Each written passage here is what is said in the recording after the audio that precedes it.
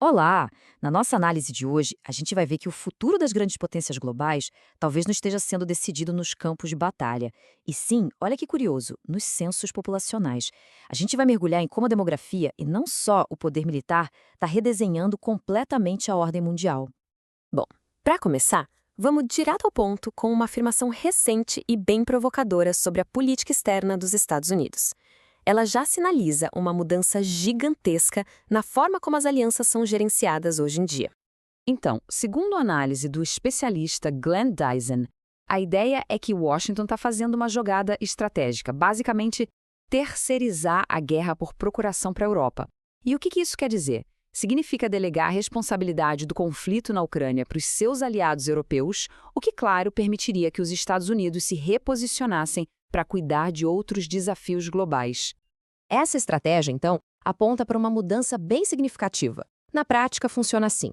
Os Estados Unidos forneceriam o equipamento militar, mas a Europa é quem pagaria a conta. Isso, por um lado, libera recursos americanos e, por outro, aumenta o envolvimento direto dos europeus na sua própria segurança. Mas olha, essa mudança estratégica na Ucrânia não está acontecendo isoladamente, num vácuo. Ela acontece num cenário de instabilidade global bem amplo, com conflitos pipocando em vários continentes. E o cenário é realmente preocupante. A gente está falando de vários conflitos de grande escala acontecendo ao mesmo tempo. Cada um desses que a gente vê aí na tela, desde a guerra na Ucrânia até os conflitos civis em Myanmar e na Etiópia, resultou em mais de 10 mil mortes em combate só no último ano. Isso mostra bem essa instabilidade que está se espalhando pelo globo. Só que, enquanto as manchetes se concentram nesses conflitos armados, tem uma competição muito mais fundamental e silenciosa acontecendo nos bastidores. E se a verdadeira disputa pelo poder global não for sobre quem tem mais tanques, mas sim sobre quem tem mais gente?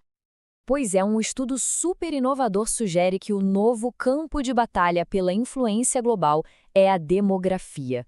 Coisas como crescimento populacional, força de trabalho, migração, no fim das contas, são as pessoas que moldam o poder.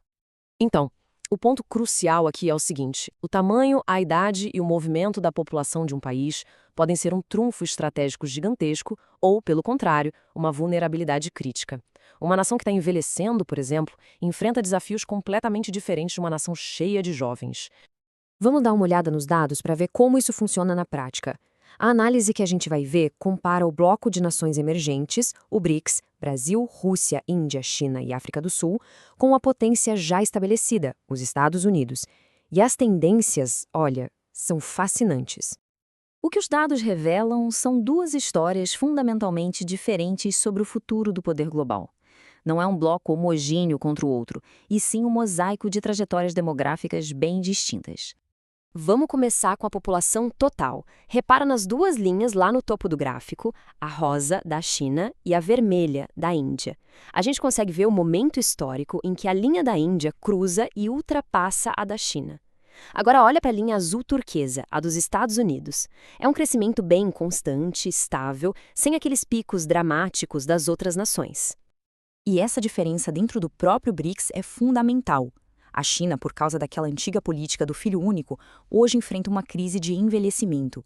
Já a Índia, por outro lado, tem o que se chama de dividendo demográfico, uma população jovem gigantesca pronta para impulsionar a economia.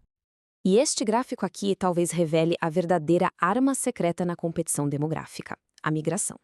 Olha só a linha azul turquesa dos Estados Unidos. Ela está numa categoria completamente diferente, né? Lá em cima, mostrando uma entrada líquida de pessoas massiva e consistente. Em contraste, as outras linhas, que representam os países do BRICS, ficam ali perto de zero, ou até negativas, o que indica perda de população. Essa capacidade de atrair talentos do mundo todo dá aos Estados Unidos uma resiliência demográfica única, que outras potências simplesmente não têm. A imigração não só aumenta os números, mas também rejuvenesce e qualifica a força de trabalho. É um ciclo que se renova. Resumindo a história, os BRICS enfrentam um monte de desafios internos diferentes, desde o envelhecimento na China e na Rússia até a necessidade de criar empregos para uma população jovem na Índia. Já os Estados Unidos, por outro lado, têm o desafio de gerenciar a imigração, que é, ao mesmo tempo, a sua maior vantagem estratégica. Então, o que tudo isso significa para o futuro da liderança global. Onde é que o verdadeiro poder reside, afinal? A principal lição aqui é que a capacidade de atrair e de sustentar uma população vibrante e produtiva talvez seja a vantagem competitiva definitiva neste século. É uma maratona, sabe? Não uma corrida de 100 metros rasos. E isso nos deixa com uma reflexão final e bem provocadora. Talvez a definição de superpotência na era moderna tenha menos a ver com o tamanho do exército e muito mais com a capacidade de ser um lugar onde as pessoas queiram viver, trabalhar e, principalmente, construir o futuro.